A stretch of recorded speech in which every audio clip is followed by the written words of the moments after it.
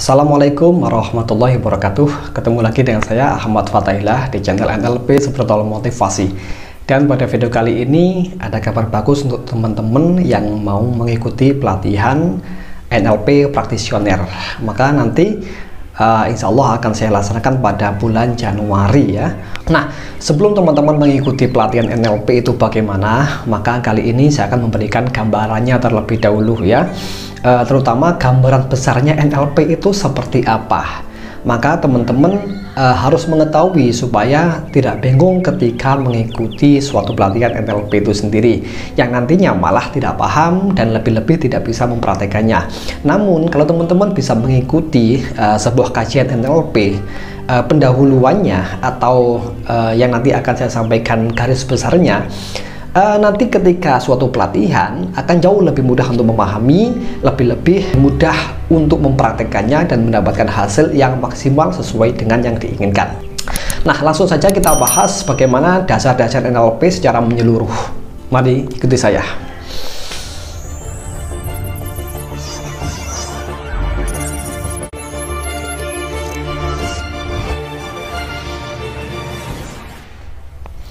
Nah, ini dia dasar-dasar memahami NLP secara menyeluruh. Mari kita bahas lebih lanjut lagi. Nah, NLP itu adalah ilmu pemrograman pikiran. Sederhananya seperti itu ya. Sebagaimana kepanjangan dari NLP itu sendiri adalah Neuro Linguistic Programming. Suatu pemrograman syaraf pikiran menggunakan bahasa. Nah, seperti itu. Nah, dalam kehidupan kita ya selalu memprogram atau diprogram oleh lingkungan. Bisa orang tua, guru, tokoh, publik, ataupun buku, kitab suci yang kita yakini, tokoh suci, ya, misalkan ulama, kiai, pendeta, apapun itu, termasuk para nabi, ya, dan juga iklan, TV, teman, dan apapun yang ada di dunia ini, selama ada informasi dan kita benarkan, yang kemudian terbentuk sebuah perilaku, kebiasaan, dan karakter kita. Nah, yang menarik di sini adalah ada kalimat dan apapun yang ada selama ada informasi di situ dan kita benarkan. Maksudnya begini, kalau misalkan ada seorang guru yang kita hormati, namun kata-katanya kita tidak membenarkannya, pendapatnya kita tidak membenarkan, nasihatnya kita tidak membenarkan, maka hal itu tidak terprogram dalam kehidupan kita, pada diri kita. Tetapi kalau kita membenarkan suatu saran, pendapat, masukan dari siapapun, bahkan dari teman ataupun hanya dari sebuah cerita di buku, dan kita percayai, kita benarkan pendapat tersebut, maka itu terjadi sebuah pemrograman pada syaraf kita, sehingga nantinya syaraf kita akan mengirim sebuah perasaan pada diri kita ya, pada emosi kita. Itu disebut state ya. Dalam NLP disebut state atau kondisi perasaan kita, kondisi fisik kita, dan kondisi pikiran kita. Sehingga dari state ini akan melahirkan sebuah perilaku kita. Dan perilaku melahirkan kebiasaan ya. Kalau perilaku itu terus-menerus setiap hari dilakukan akan terjadi kebiasaan. Dan kebiasaan akan membentuk sebuah karakter kita. Endingnya karakter akan membentuk sebuah nasib yang kita alami di dunia ini ya. Entah nasib baik ataupun nasib buruk, itu sesungguhnya adalah tarikan atau sebuah bentukan dari karakter kita sendiri. Nah, NLP itu menawarkan cara memprogram yang efektif dan efisien, begitu. Jadi kalau disimpulkan dari paparan ini, sebenarnya NLP itu adalah lifestyle. Nah, ini bisa dilihat, NLP itu adalah lifestyle, NLP gaya hidup sehari-hari kita. Jadi NLP itu bukan barang asing ya. NLP itu sudah ada sejak manusia itu diciptakan dan diturunkan di muka bumi ini. Begitu.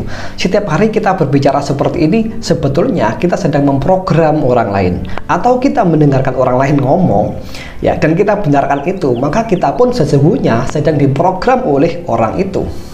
Nah, jadi ini bukan bahasan yang asing ya. Sekali lagi, ini bukan hal yang asing dalam kehidupan kita. Namun kita sudah mengalaminya setiap hari, setiap saat ya. Bahkan setiap detik, kita ini sedang diprogram atau sedang memprogram orang lain. Lebih-lebih bagi teman-teman yang sudah jadi orang tua ya. Pasti sering menasihati anaknya, sering memberikan saran atau membimbingnya. Nah, itu adalah metode pemrograman ke dalam pikiran si anak tersebut. Dalam bahasa kita mungkin kita menyebutnya pendidikan ya, edukasi. Namun dalam bahasa NLP ini disebut dengan pemrograman. Lebih-lebih lagi bagi teman-teman yang jadi guru misalkan, pasti setiap hari memprogram anak didiknya ya, mengajari, juga menasehati, membimbing dan lain sebagainya. Yang intinya adalah mengarahkan kehidupan si anak itu agar menjadi orang-orang yang berkualitas, menjadi anak yang sukses seperti itu. Nah, itu semuanya adalah pemrograman gitu.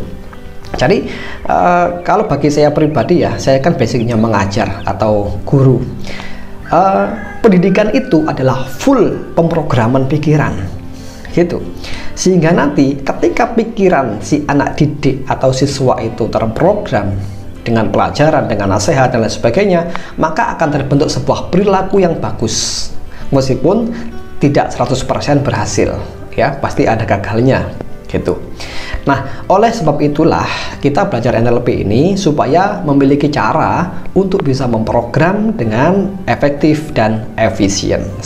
Nah, contoh bagi teman-teman yang jadi guru, maka jauh lebih bisa menasihati, memberikan saran dengan cara yang jauh lebih efektif dan efisien. Bagi orang tua juga sama, bisa membimbing, mengarahkan anaknya, terus memberikan saran kepada anak-anaknya dengan cara yang efektif dan efisien sesuai dengan karakter si anak tersebut. Bagi teman-teman yang menjadi seorang bos juga begitu, bisa mengelola timnya, mengarahkan timnya ya dengan cara yang efektif dan efisien dan lain sebagainya dan seterusnya ya.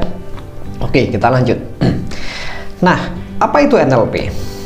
Ya, sekarang kita membahas definisi NLP atau Neuro Linguistic Programming.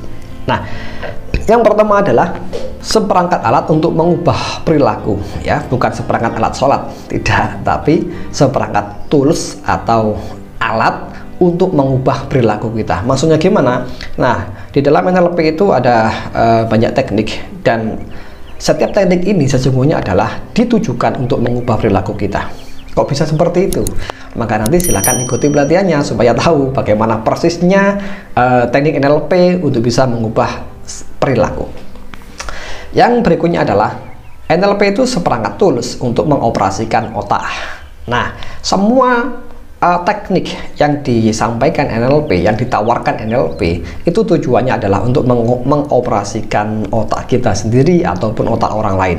Loh, bukannya kita setiap hari sudah menggunakan otak? Iya, bener sih, cuma caranya tadi itu kurang efektif, kurang efisien, ya, kadang terlalu rumit, kadang terlalu gitu, sehingga tidak memudahkan suatu urusan, tapi justru banyak mempersulit urusan, mempersulit kehidupan. Namun NLP ini menawarkan suatu cara-cara yang efektif dan efisien untuk mengoperasikan otak kita sendiri, sehingga nanti hasilnya jauh lebih bagus, lebih cepat, dan jauh lebih sesuai yang kita harapkan, seperti itu. Kemudian tools untuk menggali pola-pola keunggulan orang lain dan menduplikasinya. Nah, ini yang paling sering dibahas oleh praktisi NLP ya. Alat untuk menggali pola-pola keunggulan ya. Jadi begini, pertama kali NLP itu dihadirkan atau diracik oleh penemunya, yakni Dr. Richard Bandler dan Profesor John Grinder, itu menggali pola-pola keunggulan dari seorang terapis namanya Virginia Satir, ada Fritz Perls, kemudian ada Milton Erickson. Itu digali pola-pola keunggulannya dalam menerapi orang lain ya. Kemudian kalau sudah tergali pola-polanya, itu kita petakan, kita pelajari, sehingga kita mampu untuk menirunya atau menduplikasinya kepada diri kita sendiri, seperti itu. Nah, kemudian semakin waktu NLP semakin berkembang luas, maka aspek penerapannya pun juga sangat luas sekali. Tidak hanya di bidang terapi saja, tapi bisa masuk ke bidang olahraga, pendidikan, kesehatan, bisnis, marketing, dan lain sebagainya. Yang dimana intinya adalah kita bisa menggali keunggulan orang lain, kemudian kita menduplikasinya kepada diri kita sendiri. Contoh begini, teman-teman yang bergerak di bidang bisnis misalkan, maka cari mentor atau orang yang betul-betul sukses di bidang bisnis. Gali pengalamannya, gali bagaimana pola hidupnya, gali bagaimana pola pikirnya, gali bagaimana pola keyakinannya, beliefnya, prinsip hidupnya ya dalam soal bisnis.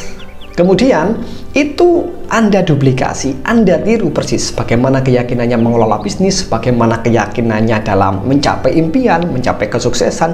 Itu dicari, kita pelajari. Kalau sudah dapat, kita duplikasi atau kita tiru pada diri kita sendiri. Seperti itu. Nah, kemudian tools untuk menciptakan keunggulan pribadi. Nah, NLP selain menggali keunggulan orang lain, juga menggali kelebihan diri kita sendiri. Kita gali. Kenapa? Karena setiap manusia itu memiliki suatu keunggulan, pasti memiliki suatu keistimewaan, dan itu bisa digali, ya, dieksplorasi, kemudian dikembangkan semakin bagus. Nanti di NLP itu ada teknik yang namanya NBG, New Behavior Generator, ya. Jadi generator untuk membentuk perilaku baru, seperti itu. Yang terakhir adalah tools untuk mencapai hasil yang diinginkan. Nah, ini pasti karena setiap orang itu ingin mencapai sebuah hasil, ya, dalam bidang bisnis, karir, finansial, keluarga yang ideal sesuai yang diinginkan. Nah, NLP juga memberikan sebuah tools atau cara bagaimana agar kita ini lebih mudah dan lebih efektif untuk mencapai suatu hasil, mencapai impian, mencapai goal yang kita inginkan, seperti itu. Nah, jadi ini adalah beberapa definisi NLP yang saya temukan sampai saat ini. Sebetulnya tidak hanya ini, ada banyak sekali definisi NLP. Bahkan setiap pakar itu memiliki definisinya masing-masing, berbeda-beda, ya. Termasuk pula penemunya NLP sendiri, yakni Dr. Richard Bandler dan Profesor John Grinder, itu mendefinisikan NLP dengan kalimat yang berbeda, seperti itu. Nah, jadi wajar kalau teman-teman menemukan berbagai macam definisi NLP yang berbeda-beda. Sesungguhnya ini tidak berbeda-beda. Ini hampir sama, maksudnya saling melengkapi begitu. Berbeda definisinya, tetapi tujuannya adalah sama, yakni membentuk suatu keunggulan pribadi, membentuk suatu perilaku baru, membentuk sebuah hasil yang kita inginkan, seperti itu. Nah, intinya NLP itu mengusung suatu perubahan diri kita. Itu mengusung suatu perubahan dengan cara apa? Mengubah pola pikir, mengubah perilaku, termasuk mengubah kata-kata kita yang digunakan setiap hari, kemudian mengubah sistem keyakinan, ya, jadi membuang sistem keyakinan yang tidak memberdayakan dan mengganti dengan sistem keyakinan baru yang memberdayakan. Itu yang kita gunakan. Untuk apa? Untuk membentuk suatu perubahan dalam hidup kita. Ya, itu intinya NLP. Kemudian substansi NLP. Dalam belajar NLP, hal utama yang wajib dipahami ialah NLP itu pengetahuan yang pragmatis. Maksudnya apa pragmatis itu? Pragmatis itu nggak terlalu banyak teori, tetapi teorinya sedikit. Yang paling banyak adalah praktek, gitu, ya. Beda dengan pelajaran psikologi, ya. Kalau psikologi itu banyak banget teorinya, tapi minim praktek. NLP kebalikannya, ya, teorinya sedikit, ya, namun prakteknya itu banyak. Bahkan setiap hari kalau bisa kita membiasakan praktek NLP dalam hal apapun itu, ya. Kalau saya misalkan seorang guru, maka saya praktekkan NLP dalam mengajar siswa. Kalau sebagai orang tua juga begitu, mempraktekkan NLP untuk mengajar, untuk mendidik anak-anaknya. Dalam hal apapun, ya, pokoknya dalam setiap aspek kita ada NLP di situ yang bisa masuk, pasti. Nah, kemudian NLP itu untuk memprogram pikiran dan perilaku kita. Nah, tadi sudah saya jelaskan bahwasanya ada banyak cara untuk memprogram pikiran kita, ya. Kemudian dari pikiran, kalau sudah terprogram dengan hal-hal yang baru, dengan informasi yang baru, maka akan terbentuk sebuah perilaku yang baru pula, gitu. NLP itu untuk memodifikasi program atau data dalam pikiran. Nah, ini juga sangat substansial sekali, ya. NLP itu hadir sesungguhnya adalah untuk memodifikasi program-program ataupun data dalam pikiran kita. Nah, jadi NLP itu, ya, saat pertama kali dibentuk atau dirancang oleh penemunya itu untuk memodeling, ya. Modeling apa? Memodeling orang lain, memodeling diri kita sendiri, dan yang dimodel atau ditiru adalah keunggulannya, keistimewaannya, seperti itu. Misalkan kalau seorang atlet, maka pasti meniru keunggulan seorang atlet yang jauh lebih profesional, yang sering menang dalam kejuaraan, seperti itu. Digali keunggulannya, pola-pola latihannya, pola keyakinannya, dan diduplikasi atau ditiru pada dirinya sendiri ataupun kepada kelompok timnya itu. Selain itu, kita juga memodeling atau meniru keunggulan diri kita sendiri. Nah, maksudnya gimana? Gini, misalkan dalam suatu kesempatan Anda pernah meraih prestasi juara kelas, ya, atau lomba lari waktu SD. Nah, itu adalah sebuah keunggulan yang dulu pernah dicapai, ya, sekian tahun yang lalu. Nah, itu bisa digali polanya. Kenapa saya dulu bisa sukses? Bagaimana caranya bisa sukses? Bagaimana saya caranya waktu itu bisa menang perlombaan lari? Begitu. Nah, pasti di situ ada pola-pola kemenangan. Di antaranya adalah pola pikir. Yang kedua, pola perasaan Anda saat itu. Kemudian keyakinan Anda saat itu. Nah, dan termasuk teknik larinya waktu itu. Bagaimana? Nah, itu yang Anda gali lagi keunggulan di masa lalu, kemudian Anda terapkan di masa kini untuk mencapai sebuah pencapaian lain, ya, atau mencapai sebuah prestasi lain. Begitu, dengan keyakinan yang hampir sama, dengan teknik yang mungkin hampir sama, ya, dan dengan pola pikir yang hampir sama pula. Nah, jadi seperti itu. Jadi intinya NLP itu mempelajari pola dan menggali sumber daya pada diri kita sendiri ataupun kepada orang lain. Kita gali pola-polanya, pola-pola keberhasilannya, kemudian ditiru, ya, pada diri kita sendiri ataupun kepada tim-tim yang kita pimpin, seperti itu. Oke, lanjut. Nah, ini adalah dua cara utama untuk memprogram pikiran dan perilaku. Ini sebetulnya adalah materi yang ada dalam pelatihan NLP practitioner, ya. Tapi ini nggak semuanya, ini hanya sebagian, ya. Karena kalau semuanya saya tulis, ini nggak cukup tempatnya. Nah, tadi saya sampaikan bahwasanya NLP itu untuk memprogram pikiran dan perilaku, ya. Nah, cara untuk memprogram pikiran dan perilaku itu seperti apa? Nah, inilah tools yang tadi saya ceritakan di awal. Yang pertama ada tools untuk intervensi submodalitas, yang kedua ada tools untuk intervensi bahasa.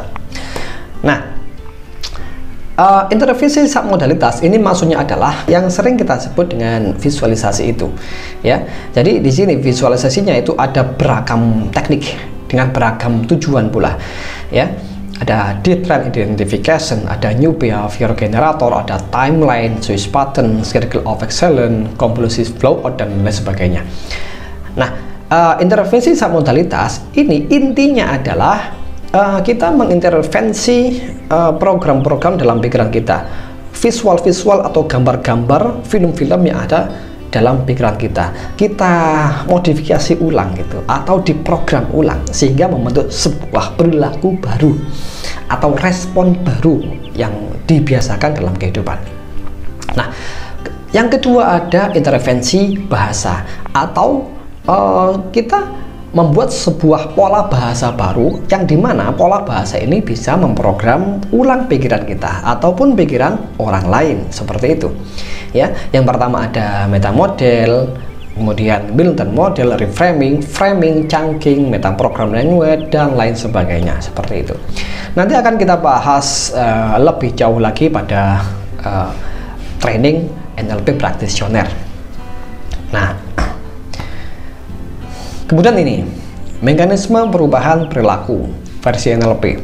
Nah, tadi saya sampaikan yang ini, ya, ada dua bentuk cara mengintervensi pikiran kita dan perilaku kita, ya, atau dua cara untuk memprogram pikiran dan perilaku kita. Maka NLP itu sesungguhnya bergerak hanya pada dua hal. Yang pertama, sudut pandang, yakni menggunakan intervensi submodalitas dan intervensi pola bahasa. Nah, dua cara ini, ya, dua cara ini itu kita gunakan dalam sehari-hari. Untuk apa sih? Untuk ini loh, untuk mengubah state, ya, yakni kondisi pikiran, perasaan, dan tubuh yang saling terkait. Kemudian dari state akan melahirkan sebuah perubahan. Perubahan apa? Ya perubahan kata-kata, perubahan pola pikir, perubahan keyakinan, terutama perubahan respon dan perilaku kita, sehingga akan terbentuk kebiasaan baru dan karakter baru pada diri kita, seperti itu. Contoh gampangnya begini, ketika Anda pesimis mau ngomong di depan umum ya, atau menjadi public speaker, Anda pesimis, Anda takut, Anda grogi seperti itu, maka Anda cukup menggunakan terapi intervensi submodalitas, atau juga bisa menggunakan intervensi pola bahasa untuk memotivasi diri sendiri dengan pola bahasa yang memberdayakan seperti itu, sehingga hal itu akan mengubah kondisi pikiran Anda, mengubah perasaan Anda dan tubuh Anda. Ya, kalau sudah berubah, maka pasti fisik Anda pun akan berubah pula menjadi lebih pede, ya, lebih berani begitu untuk berbicara di depan umum. Nah, seperti itu.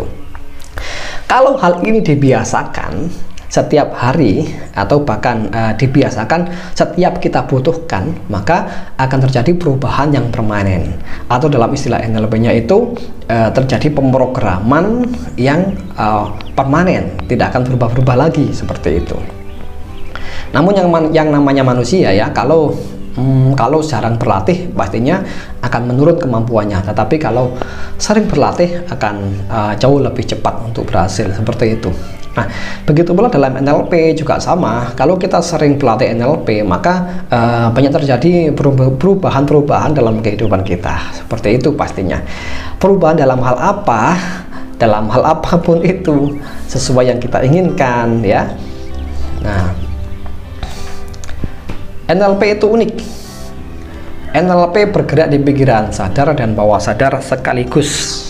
Nah, hal ini berbeda dengan hipnotis atau hipnoterapi yang lebih banyak ke pikiran bawah sadar. Nah, kalimat ini saya tidak menyinggung, saya tidak bermaksud menyinggung teman-teman praktisi hipnoterapis atau hipnotis ya. Ini memang bedanya antara NLP dengan hipnotis hipnoterapi ya. Dulu banyak teman-teman yang tanya masalah ini, baik itu di forum pelatihan ataupun di WhatsApp ya, di Telegram, di YouTube. Begini, NLP itu kita tidak hanya berkutat pada pikiran bawah sadar, tetapi juga pada pikiran sadar kita. Jadi ya 50-50 lah, 50-50% seperti itu. Ya, beda kalau misalkan Anda menemui atau menonton praktek-praktek hipnoterapi, itu kan kliennya kebanyakan dibawa ke alam bawah sadar atau diajak relaksasi mental seperti itu.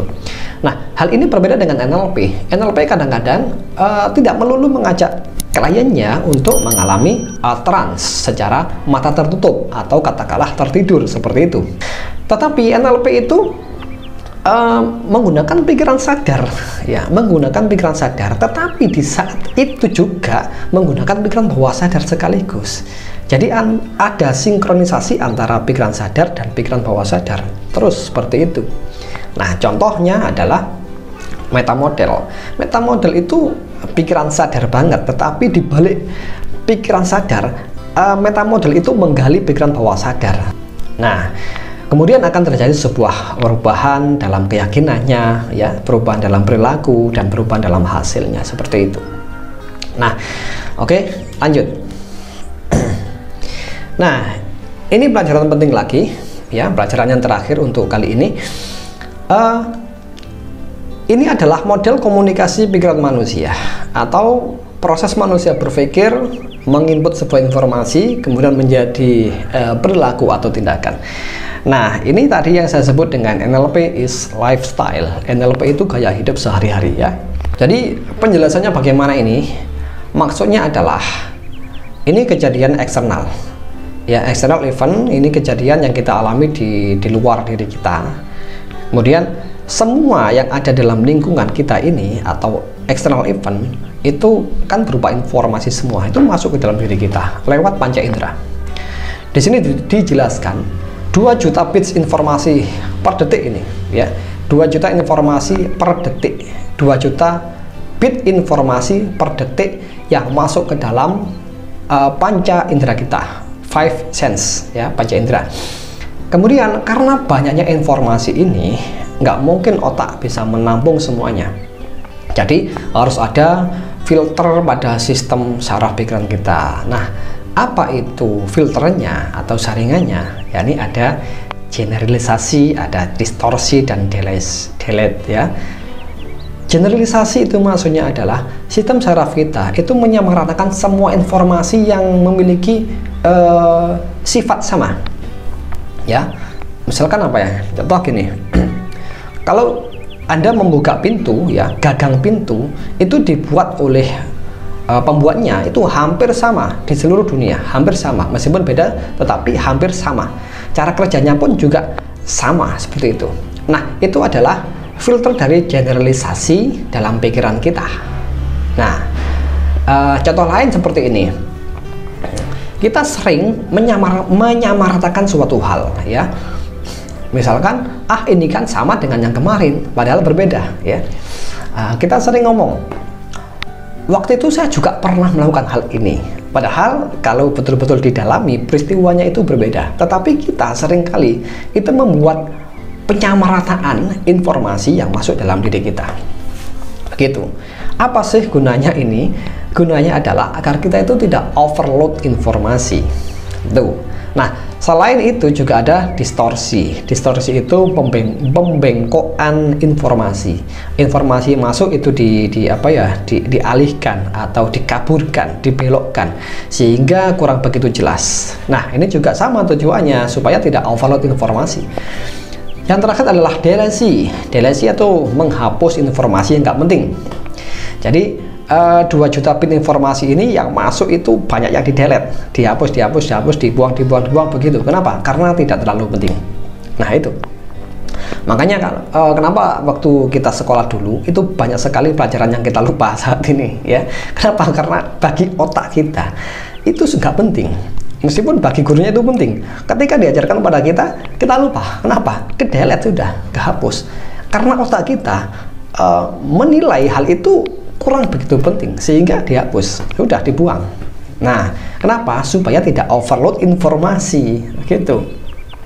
Apalagi dalam kasus di sekolah banyak banget ya pelajaran-pelajaran berbagai macam, sehingga murid itu nggak mungkin bisa paham semuanya. Jadi otomatis kebanyakan pelajaran itu dilupakan oleh siswa. Nah, kemudian dari adanya filter ini, maka informasi yang masuk ke dalam diri kita atau otak kita itu hanya 5-9 informasi, ya. 5-9 informasi, ya, kurang lebih ini. Cuma 5-9 informasi yang masuk ke dalam internal representasi. Nah, ini maksudnya apa? Ini adalah persepsi kita, ya, anggapan kita atau pemahaman kita yang sudah diterima, yang sudah difilter oleh pikiran kita. Nah, ini juga yang disebut dengan pikiran bawah sadar. Ini internal representasi atau pemahaman di dalam internal diri kita. Nah, kemudian dari internal representation ini akan melahirkan sebuah state. Nah, state itu adalah kondisi pikiran, perasaan, dan fisik kita. Dari state ini mempengaruhi secara otomatis fisiologi atau gerakan tubuh kita, dan gerakan tubuh akan mempengaruhi perilaku, ya, behavior atau kebiasaan diri kita, seperti itu. Nah, jadi NLP-nya di mana dari paparan ini? NLP-nya itu di sini. Nah, ini saya tulis proses neuro atau proses dalam saraf kita, ya, sehingga kalau kita mengotak-atik filter pikiran ini, nanti akan terjadi suatu informasi baru, akan terjadi sebuah penyimpulan baru, ya. Termasuk lagi yang filter ini ada metaprogram, value, belief, decision, memory. Ini adalah filter yang sudah built-in dalam diri kita, ya, nggak bisa dilepas. Tetapi ini fungsinya adalah untuk memfilter atau menyaring berbagai macam informasi yang masuk dalam otak kita, ya, disaring sedemikian rupa sehingga dipilah-pilah, ya, dan masuk ke dalam pemahaman atau persepsi diri kita, seperti itu. Nah, di sini juga sama, kalau dilakukan sebuah intervensi, ya, intervensi linguistik ataupun intervensi submodalitas, nanti akan terjadi perubahan state. Nah, kemudian akan terjadi perubahan fisiologi dan perubahan perilaku kita atau kebiasaan kita. Jadi modifikasi pikirannya itu di mana ya? Di sini pada filter, yang kedua pada internal representation. Dua hal ini saja yang diubah, yang diotak-atik, yang diprogram ulang atau dimodifikasi dalam proses kita ber-NLP itu. Akhirnya apa? Dari proses modifikasi pikiran itu akan terjadi perubahan state. State akan mengubah fisiologi. Fisiologi mengubah respon kita, perilaku kita, ya, ataupun kebiasaan kita. Nah, jadi inilah intinya NLP, yakni sebuah cara untuk mengubah perilaku kita, atau ya perilaku lah ya yang diubah, nggak ada yang lain. Karena kita sering membuat suatu perilaku yang mungkin kurang memberdayakan, kurang efektif, ya. Akhirnya kurang bisa mencapai hasil yang diinginkan. Tetapi dengan NLP ini kita mengotak-atik pikiran kita, keyakinan kita, ya, informasi yang ada dalam pikiran kita, persepsi kita, untuk diubah menjadi jauh lebih memberdayakan, lebih baik, sehingga menghasilkan perilaku yang lebih baik pula, atau yang jauh lebih memberdayakan mencapai hasil yang kita inginkan, seperti itu. Oke, itu saja, sekian saya akhiri ya. Terima kasih banyak. Assalamualaikum warahmatullahi wabarakatuh. Nantikan informasi selanjutnya tentang pelatihan NLP.